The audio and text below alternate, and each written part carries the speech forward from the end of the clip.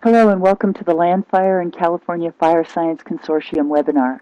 I'm Jeannie Patton, Communication Lead for the Nature Conservancy's LANDFIRE program, and we're co-hosting this second in a series of webinars with the California Fire Science Consortium in order to show how LANDFIRE tools and data can be used in large land management situations in California. Today's webinar presenter is Brandon Collins, a Davis, California Research Forester with the U.S. Forest Service. His interests involve characterizing effects of fire and fuel treatments on forests at both the stand and landscape levels. Brandon says that his research intends to provide meaningful information to managers interested in improving forest resiliency and incorporating more natural fire vegetation dynamics across landscapes. Thank you, Brandon. The presentation time is all yours. Okay, so the first study that I'm going to address here is one looking at different fire patterns across ecoregions in California, and this is specifically focusing on sort of the greater Sierra Nevada area. And I'll show you a map of what what all that entails and why there's a little asterisk on ecoregions. I'll get to that when I show you that map. The second study is one in which, again, this is California focused, where we tried to look at stock changes in live carbon across all wildlands in California, and this was to support a statewide mandate for greenhouse gas reductions, and our piece of it again was just the wildland piece of it. And then lastly, I want to talk about a study that I was involved in where we used a LANDFIRE product along with a couple other products that for characterizing fuels across the entire state. Again, this is California focused. And we compared the predicted consumption using those different fuel characterizations to what we observed in a number of field plots that were taken pre and post wildfire. So those are the three studies, again, kind of disparate and probably don't tie together that well for a great story all together, but the theme here is the LANDFIRE products, and the idea there is that why LANDFIRE for these, and the basic gist of it is that LANDFIRE for the products we use offered a pretty consistent and defensible set of data that spanned across ownerships and jurisdictional boundaries, and it in that sense we were able to do these larger geographic scale comparisons that we wanted to. Where in a lot of cases we tend to use more local data when we're spanning the types of geographic ranges we did. LANDFIRE was the only one that was consistently mapped across these different areas. So the first study, this is one that was led by Jay Miller, and again, this was just what I briefly touched on before. We wanted to compare fire patterns, and by the way, I should say what we mean by fire patterns. Really, we were talking about looking at fire sizes, the percent high severity, and also the high severity patch sizes, and that's why we kind of use this vague term fire patterns. But the point there was to see whether or not there were any differences among these the different ecoregions mapped, being in the ecoregions including the Sierra Nevada, the Modoc Plateau, the Southern Cascades, and then the funny thing here, and this is why there's an asterisk on ecoregions, is that we isolated Yosemite National Park as its own region, and it it's not technically correct because it totally falls within the Sierra Nevada ecoregion. But the point there is that they have a very different land management history, and in particular fire management history. So we wanted to pull that out to see whether or not that different history with fire and general land management resulted in any fire pattern differences across the other areas analyzed. So you can see there on the slide that we looked at over 300 fires, and we were limited really by the extent of the temporal extent of the Landsat Landsat TM imagery, which is the basis for our fire severity classification, which is based on the relativized difference normalized burn ratio, for those you know, RDMBR. So anyway, that is why what constrains the study with respect to the fires analyzed. And you can see that Yosemite, being relatively small geographically and area-wise compared to the other regions, still has quite a number of fires, which makes it a somewhat reasonable comparison sample-wise when you're looking across regions. So first off, so our use here of LANDFIRE data, like I said before, is we needed a consistent classification of vegetation across those different ecoregions, and including Yosemite. And what we typically use in the Forest Service, a lot of us rely on this layer called CalVeg, which is updated fairly regularly, and it has a lot of the structured classifications that we use for subsequent analyses and so forth. But the problem was we didn't have that that CalVeg layer available for Yosemite. Yosemite has its own vegetation map, a very good one, in fact. But the idea of crosswalking the CalVeg with Yosemite's map would have, it had different scales, different minimum mapping units, different classes, frankly, for vegetation. So we opted in this case to use the LANDFIRE biophysical settings vegetation class, and that what I'll call the BPS layer is what it's supposed to represent is the vegetation type that would have existed on that particular piece of ground under a historical disturbance regime.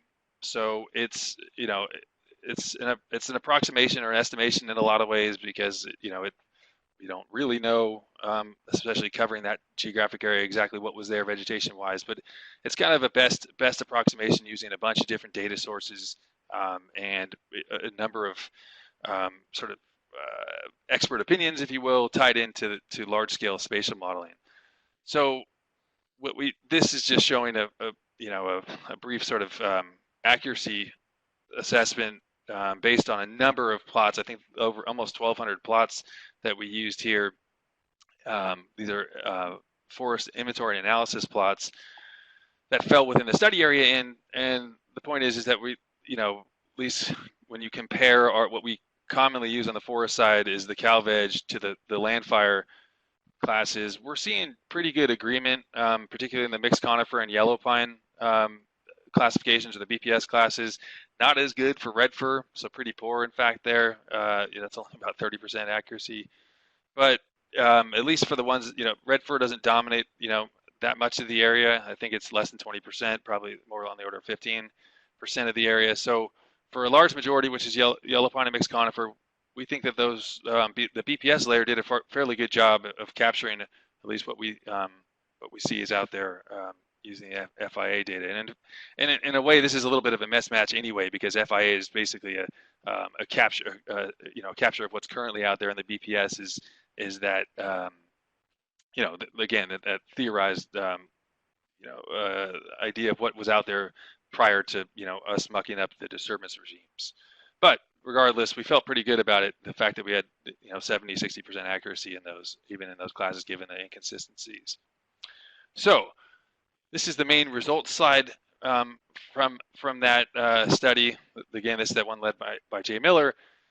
And what we saw, first of all, we split out the three dominant vegetation types. That's mixed conifer, yellow pine, and red fir. And then we compared within those vegetation types. We compared among regions. And what you can see pretty consistently across the different LANDFIRE BPS vegetation types is that Yosemite is standing out as distinct statistically from the other regions, that is the Cascade Modoc, the east side, and the west side Sierra. That's you can see the key on the lower section of the slide. And what it's suggesting is that there's much less proportion of high severity fire in Yosemite, and we sort of attribute that to Yosemite's history of fire management, and past land management not having been harvested or grazed nearly as intensively, perhaps as some of the Forest Service land in the adjacent ecoregions.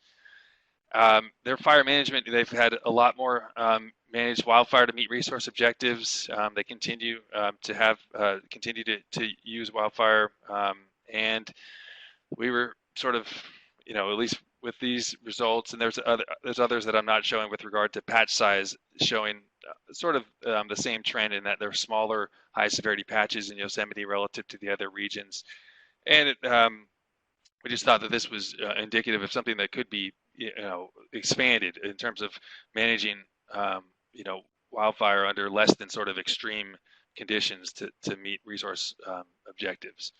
So I think that's the last slide I have on that particular study. But again, the theme and consistent with LANDFIRE there was the use of the BPS layer, and the reason there was that it was consistently mapped across jurisdictional boundaries, across the entire state, or nationally as a LANDFIRE project, but for our interests across the state here.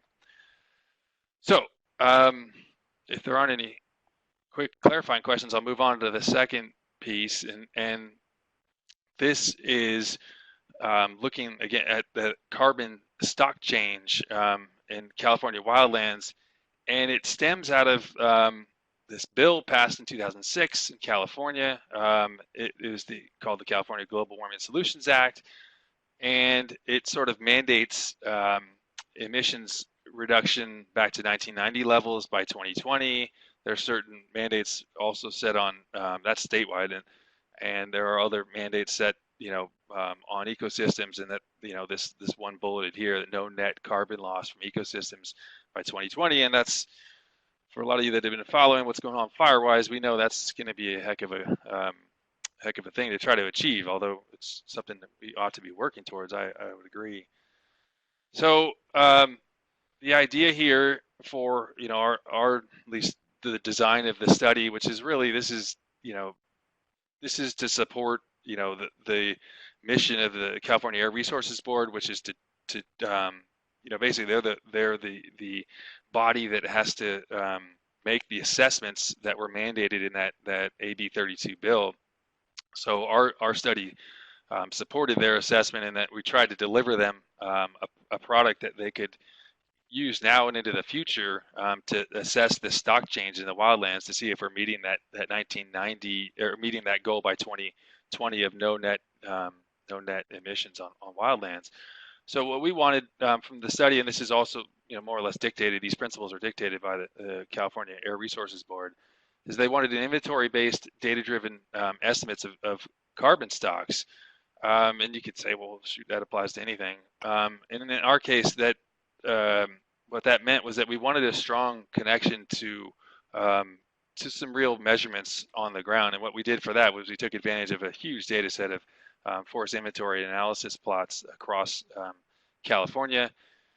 Second design principle they wanted was the changes to be made, basically with a reliable estimate reliable estimates of biophysical measurements, but given the scale of it, it needed to be tied to some remote sensing product that could be available across a large area. That takes us into the third design principle, which are the temporal and spatial scale. Again, that the statewide requirement. This needed, how we assess stock change and what we delivered to them as a product, needed to be able to apply across the entire state, which for California is tough, given the major range, the large range we have in wildland ecosystems. But I'll get into that. I'll give it away a little bit now, that LANDFIRE was the answer for us in that one.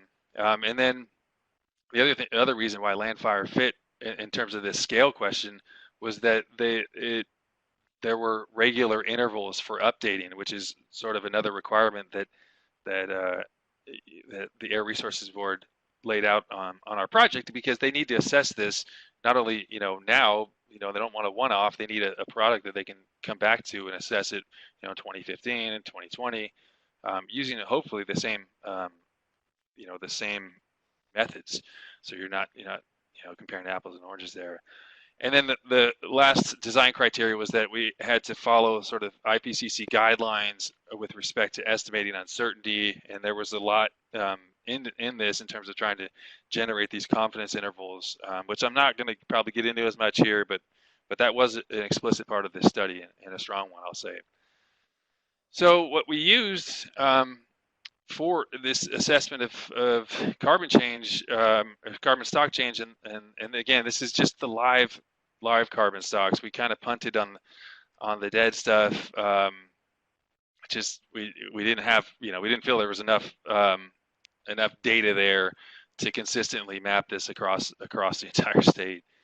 So we used the existing vegetation type in LANDFIRE. You can see the map of it there for a sample, and it has those different order, class, and subclass criteria. You can see, and what we also pulled into this were the two different structural layers in terms of vegetation structure, which are the existing vegetation cover, or EVC, and then existing vegetation height, EVH. And those come in for the cover, they come in 10% classes all the way up to 100. And then in the height, they go, they're in 5-meter classes lower on, and then the classes get bigger as you go up, the higher classes. Like, for example, it's 0 to 5, 5 to 10, but then when you get to 25, it's 25 to 50, and then greater than 50 meters. So we thought those, that including those cover estimates were necessary, especially given the impact of the height and the fractional cover on carbon stocks, for example. I mean, when you have really tall trees, there's a huge amount of carbon there compared to what could be in the same vegetation type, but a shorter forest, a younger forest, for example, has a lot less carbon. So we had to include some estimate, we thought, of the structure. Here's an example, just how we pull these layers together. And this is done at sort of the pixel level. It's a 30-meter pixel, which is the spatial resolution that the LANDFIRE data come in for these existing vegetation type, height, and cover classes. And what we did then was for, I forget exactly how many classes were created, but between the vegetation type and then those other classes, we had a number of different strata, as you can imagine, and we used FIA plots to then populate each one of those unique combinations of type, height, and cover with basically ground or plot-derived data estimates, or plot-derived estimates of carbon from the field plots themselves. And as it turned out, there were over 5,000 plots that were included in our study area, and about 3,700 of them or so were tree dominated. So we had a pretty strong sample. In a lot of cases, in some of the more common classes, as you can imagine, there were several plots that fit all of those classes, and that allowed for this whole analysis of uncertainty. We could run the range of plots and then calculate the carbon estimates from those plots, and then generate these confidence intervals that were sort of dictated by that IPCC guideline for uncertainty. And this is just an example of one of the models. I think John Battles was the one that developed this. By the way, this is a study that Patrick Gonzalez is the lead author on, and you can see the citation there. It's in Forest Ecology and Management of the publication. But it started out as a final report, which John Battles was the lead author on, to the California Area Resources Board, and then Patrick was able to take it on into a peer-reviewed publication, which just came out, I don't know, about 6 or 8 months ago or something. But this is an example of how we used LANDFIRE to tie field plots and get what we thought were pretty good estimates given the scale that we were trying to work at to estimate carbon. Okay, so getting to what we ultimately wanted to do here was to see what kind of change in live carbon stocks occurred between 2001 and 2010, and that timing was really based on the availability of LANDFIRE data. The first being in 2001, and then there was a 2008 version, but we incorporated that in some respects, and then sort of leaped that 2008 and went right to the 2010 assessment based on the vegetation that was provided in those two time periods. And what we were able to show is that we weren't necessarily just packing in carbon in these systems. In fact, you can see there was quite a bit of geographic variability in terms of whether we saw net increases in live carbon stock or net decreases in live carbon. And for those of you that can see the browns, that know California, you can see those brown spots, and you probably think right away, oh, what were some of the big things going on down there in Southern California and in Northwest? Well, I'm gonna give it away now. We'll get to it in a little bit. Also, fire. Fire was one of the big things that was impacting live carbon stocks over the state. But you can see there were plenty of areas too where there were where carbon was accumulated over that 9-year period. Okay, so this is more specific on terms of the numbers. One of the probably most interesting things is that we all assumed that that in general we knew fire was going to be a piece of this, but we didn't think that it was going to really impact the bottom line as much in terms of the net change in carbon stock. But overall, we basically saw across that 9-year period a net decrease or net loss, if you will, of 69 teragrams of carbon over that 9-year period, which was pretty tough, I think, for the Air Resources Board folks to swallow, because based on a previous report they had, I think that report was probably done maybe, I don't know, 5 or 6 years prior to when ours was completed. That report showed that there was actually quite a bit of increase in live carbon stock over about an 8-year period, and that report was derived just from forest inventory and analysis plot data alone. So it didn't tie into this whole piece that the existing vegetation across the entire state like ours did. So I think by being plot based alone, we can guess that maybe it had a little bit of bias towards the forested plots, and I mean that can be debated. I don't want to really get into that here, but we thought that ours was a little more comprehensive of a picture of what's going on across all the whole state, and that in fact there is this net negative change in carbon stock, and that's concerning given the mandate that there's supposed to be, from that bill, there's supposed to be no net emissions by 2020 from California wildlands. So a little concerning, but still a pretty neat application with the LANDFIRE data here, in that it was repeated, estimates of existing vegetation, both in terms of type, height, and then cover class, and that was done at those two time periods, same respect. And the idea here of handing this over, we basically built this tool and we handed it over to the Air Resources Board, and they can do that again next time LANDFIRE updates with those same classes of existing vegetation. Just quickly to show you what some of the drivers are, already gave it away a little bit, but wildfire, this is a confusing graph, but just maybe focus only on the black bars for a second, if you will. The majority of loss of carbon happened in areas where there was a wildfire footprint, and that wildfire footprint really only existed on about 6% of the study area that we examined, but it accounted for 60% or so of the net carbon loss, and that was distributed more on public land, that is Forest Service, Park Service land, than on private land. So a pretty interesting story when you get to apply a consistent methodology across all these different ownerships and jurisdictions, and again made possible by the LANDFIRE data. Okay, so just to continue on to this, unless there's something else, I'll keep it on the chat box if there's clarification, but I'll move on to the final study I was going to talk about that also used LANDFIRE data, and this again was another statewide assessment, And in fact, this was oddly, kind of paired with that previous assessment of carbon stock change. It was kind of an add-on project where um, the California Area Resources Board um, has been tasked also with monitoring emissions from wildfires.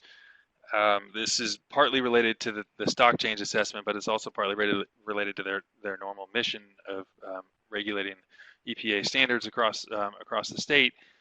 So what we did here was, or what our intent was, is to basically give guidance to the Air Resources Board on which fuel characterization to use across the entire state to then enter into their emissions, their model that predicts fuel consumption and emissions. And that model, for any of those that know, is FOFM, it's First Order Fire Effects model. That's what the state uses. I know other people use Consume, but I think at the heart of, or at the core of them, that they do some of the very same predictions with some of the same data, as I understand, or some of the same equations, as I understand. So what we did was we were able to take advantage of a really unique data set in this case of field plot information that was collected immediately prior to, and again immediately following wildfires. There were a handful of wildfires that these data were collected on. These were collected by the fire behavior assessment team. That's sort of a sub branch of AMSET, which is Adaptive Management Services enterprise team. It's affiliated with with the Forest Service, and they primarily, as far as I understand, they serve Region 5. And this was a really neat set of individuals that were all, fire line qualified, and they would basically go run out in front of fires when they could get a handle on it, and put data, or put plots out in front of fires where they thought they'd burn. And in fact, they had a number of places where these plots did get burned over, and then they came back and measured them, within days of being burned over. So very, very unique set of data, and frankly, no better, in my opinion, for being able to quantify actual fuel change, given, a lot of crazy variability that we see out, in some of these fires, and in the underlying vegetation itself, regardless of whether it burned. There's just so much variability out there when it comes to assessing fuels. So we took that field measured fuel consumption, that is really just what was there before the fire, and then subtracting off what was there after the fire, and we called that consumption. Now there's other things that could be going on there. There's measurement error. There's also other factors that we couldn't really take into account. But in general, we thought it was a pretty good assessment of consumption. In fact, as good as you can get without just, frankly, monitoring this in the laboratory. So we took that field measured data and then compared it to what would be predicted for each one of those same spots where that field plot occurred, using various four different characterizations of fuels. One of them being a LANDFIRE product, the Fuel Characteristic Classification System, or FCCS. We use the FCCS fuel beds that were available from LANDFIRE. I think it's basically the 2008 version, as far as I understand. That's up on LANDFIRE. And in fact, that may be all that's available right now. I hope that's something that continues. It turns out it was actually a very useful product, those FCCS fuel beds. The other fuel characterizations we looked at were those produced by it's the Society of American Foresters fuel. It's a fuel type that's linked to the Society of American Foresters vegetation classification, and those are very broad classes. So what exists within that are different levels that you could tweak the assumption of fuel loads in those different classes, and basically there's just a low, medium, and high option for fuels in those broad SAF, Society of American Forester, fuel classes. So those are the four that we looked at. It's FCCS and then the three SAF fuel types. That is the high, medium, and low fuel assumption. So one of the things we want to do is not just compare the difference between observed consumption and the predicted consumption based on those different fuel characterizations. We wanted to also see, were there any particular factors that might be driving where you saw larger differences versus smaller differences, and that could be factors related to fire severity, geographic region, topography, whatever. We put that all into a model to try to assess what might be driving those differences in predicted versus observed consumption. And then finally, our task was to sort of recommend to the California Air Resources Board what's the best fuel characterization to use. Here's just an example. This is a Antelope Complex that was up on the Plumas National Forest, and then those black dots that you can see were the field plots. Those were all put in advance of the fire within, like I said, days of the fire burning over them, and then they came back. The same, fire behavior assessment team folks came back and remeasured the same plots using the same fuel transects as were measured prior to the fire, and then we're able to do a pretty strong characterization of fuel change. So this is just an example showing how the plots were pretty well distributed across severity classes. You can see we had a few in the high severity class, and then others scattered in the moderate, low, and even some unchanged. But a pretty neat data set. I think in total we had about 60-something plots where we had these pre and post measurements, and they met a few of the design criteria that we had there. Here's one of the data slides that came out of this comparison. This is the predicted versus actual consumption given the different fuel inputs, and so let's just start at the very bottom. You'll see the actual column. That's the pre and post based on the the measurements from the plots, and then you see the S high, S typical, S low. Those are the Society of American Forester classes, and then the FCCS is in the final two right columns. And these are broken out into the different fuel particle size classes. These are for dead and down fuels and including shrubs. You can see we lumped in the upper left, we lumped the 1 hour through 100 hour fuel particles, and then we have liter duff 1000 hour and so forth. So one of the things that that you may be able to see if you can actually zoom in on this, it's kind of small on my screen, but maybe you can zoom on your screen, that pretty consistently the FCCS layer was doing probably the closest approximation to the actual pre and post fuel loads. And the other thing that kind of stands out, at least to me, is that the variability in the observed, particularly for things like litter and even in duff, the variability in the actual is generally quite a bit higher than the variability in the model predictions.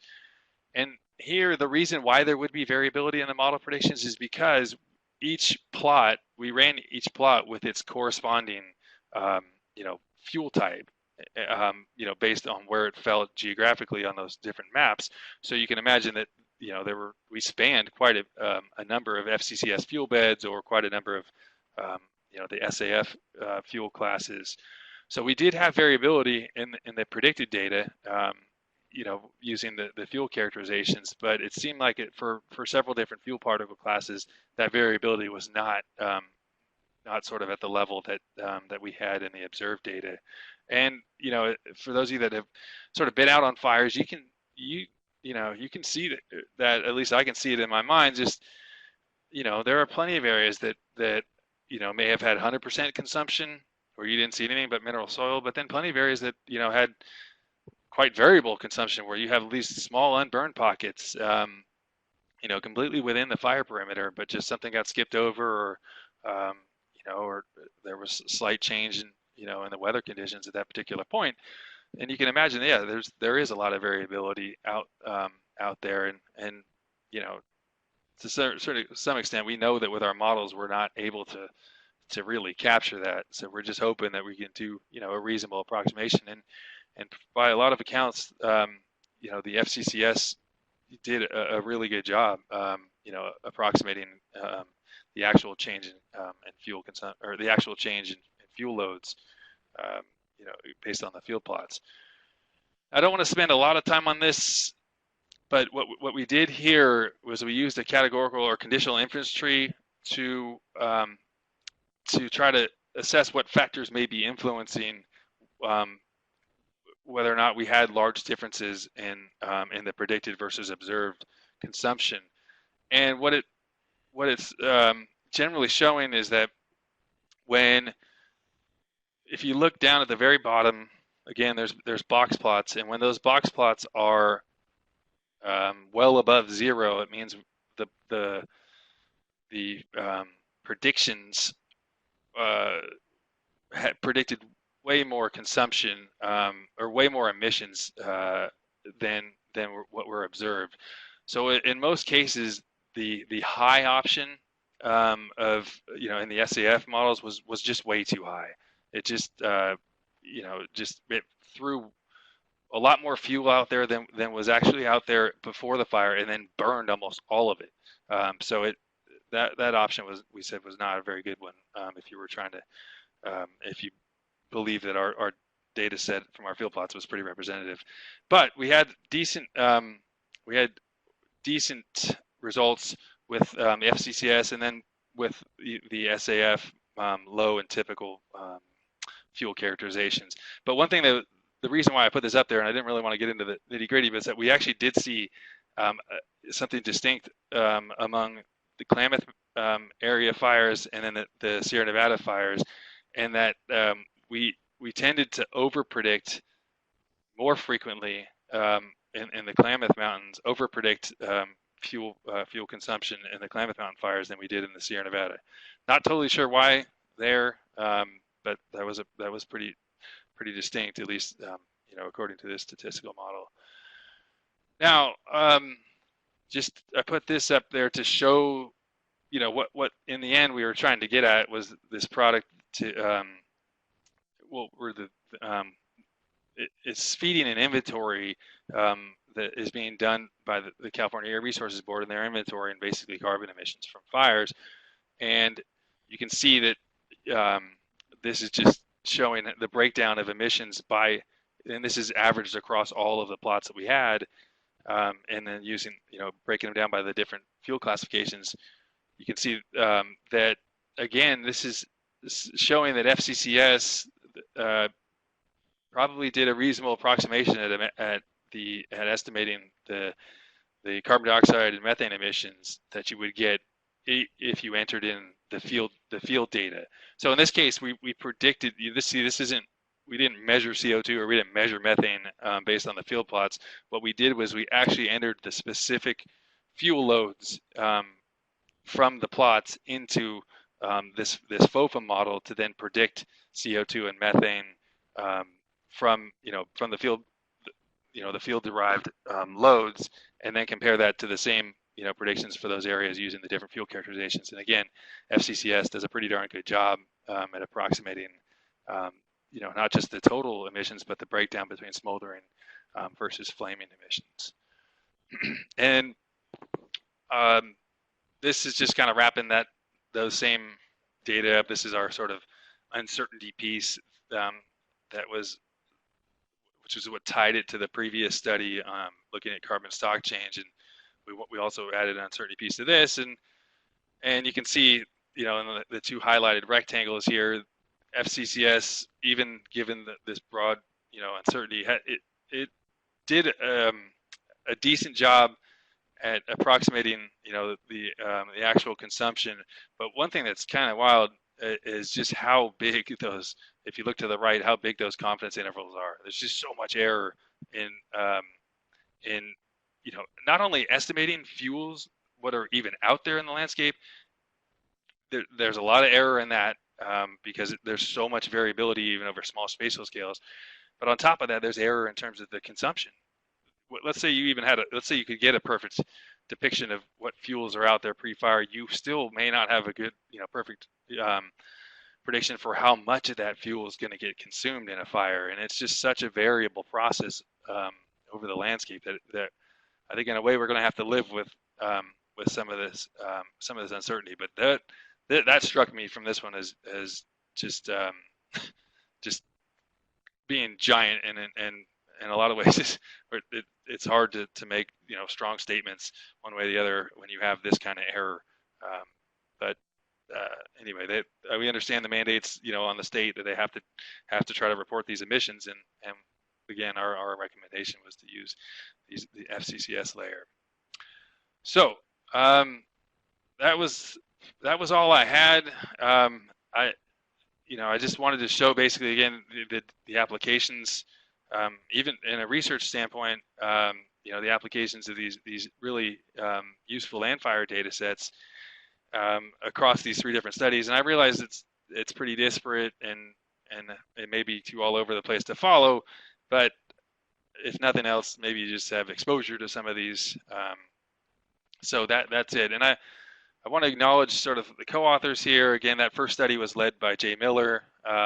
He's with Forest Service Region 5, but several other folks were on that paper. Jim Lutz, Andy Thode, myself, probably a few others that I already forgot about. The second study, the one on stock change, that was led again by Patrick Gonzalez, but John Battles was also on it, Tim Robards, David Saw, and then the last study was actually led by Jamie Leiderson, someone who works at the Forest Service Research Station with me, and then a whole host of other folks, I think some of which John Battles and a few other folks that were also on that second study. And the field work, I think one of the things that was really, really neat there was being able to use that data set from that fire behavior assessment team, and that was a major bonus and such a unique data set. I hope that program is able to continue. And then our funding sources for this, California Air Resources Board, Region 5 here at Forest Service, and then PSW, and then UC Berkeley also. So that concludes what I have to say about it. And I thank you guys. Thank you for listening. All right, well, thank you so much. We have about 10 minutes here for questions. We're going to also put up a slide here, and I'll have it on the next screen as well, with some ways you can connect to LANDFIRE if you're interested in learning more about what they're doing and to keep updated with them. And so now, like I said, we have about 10 minutes for questions. I will say that Brandon has a lot of information and a lot of experience, so I would encourage you to type your questions here in the chat box and we'll have him answer them. All right, also, if you do have any questions that you come up with later, you can also email them to myself. Oh, great. So Marty says, great talk. Do you know what work is being done on below ground carbon stocks? That has always been kind of a nightmare for us, and what we did in our case was really generate estimates for below ground based on allometric equations. Obviously, those were not measured. Below ground carbon was not measured, in the FIA plots, but we used allometric equations to estimate that based on different stand structure and composition characteristics, and then that got linked to each one of those existing vegetation classes. But no, I mean, I think that there's so much unknown there, and it is potentially a huge source, of carbon. But as far as I understand, it's just so intensive to measure, and also like fuel is probably very variable. So no, I don't have a good sense of what's going on below ground, Marty. Sorry.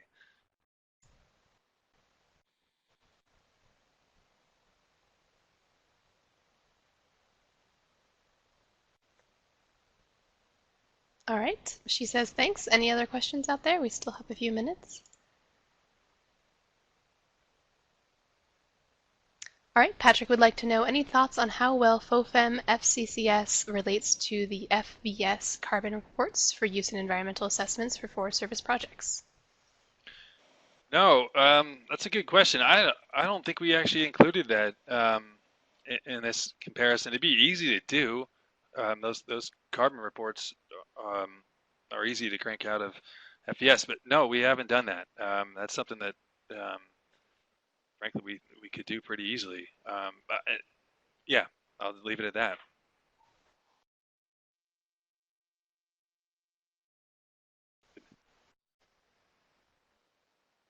All right. Well, thanks, Stacy. Thanks for inviting me. It was fun to talk about those different projects.